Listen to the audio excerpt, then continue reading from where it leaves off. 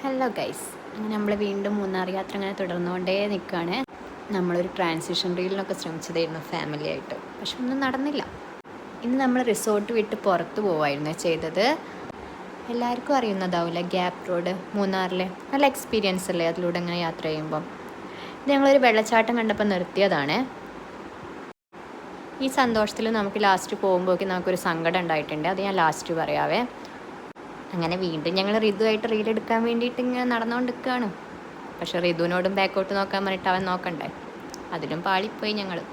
കണ്ടോ, ആ വ്യൂ ഒക്കെ ഭയങ്കര അടിപൊളിയല്ലേ, നല്ല രസമല്ലേ ഇതൊക്കെ കാണുമ്പോൾ തന്നെ. പിന്നെ അവിടുത്തെ ആ ക്ലൈമറ്റും കൂടി ആകുമ്പോൾ അടിപൊളിയാണ്. പിന്നെ ഇത് കഴിഞ്ഞ് ഞങ്ങളൊരു ഡാമിലാണ് പോയത്, അതിൻ്റെ പേര് ഞാൻ ഓർക്കണില്ല. അവിടുന്ന് അങ്ങനെ കളിക്കുകയാണ് ഞങ്ങൾ. അങ്ങനെ കണ്ണേട്ടൻ ഋതുവിനെയും വെച്ച് ഒരു സാഹസികത നടത്തി നോക്കിയതാണ്. എന്തായാലും വിജയിച്ചു. ഋതു എന്തായാലും ഹാപ്പി ആയിട്ടുണ്ട്. അങ്ങനെ അതൊക്കെ കണ്ട് നമ്മൾ തിരിച്ച് വരുമ്പോഴാണ് നമുക്ക് പണി കിട്ടിയത്. നമ്മുടെ വണ്ടിയുടെ AC പോയി. അവിടുത്തെ ക്ലൈമറ്റിൽ നമുക്ക് ഓക്കെ ആണെങ്കിലും തിരിച്ച് ഞങ്ങൾക്ക് പിറ്റേ ദിവസം രാവിലെ വരാനുള്ളതുകൊണ്ട് ഭയങ്കര ടെൻഷനായിരുന്നു എങ്ങനെയായിരിക്കും എന്നുള്ളത്. എന്നാലോ ആ ടെൻഷൻ പോലെ തന്നെ എല്ലാം സംഭവിച്ചു. മഴയൊന്നുമില്ലായിരുന്നു, നല്ല വെയിലായിരുന്നു. നല്ല ചൂടത്ത് കാറിലിരുന്ന് പോരായിരുന്നു ഞങ്ങൾ ചെയ്തത്.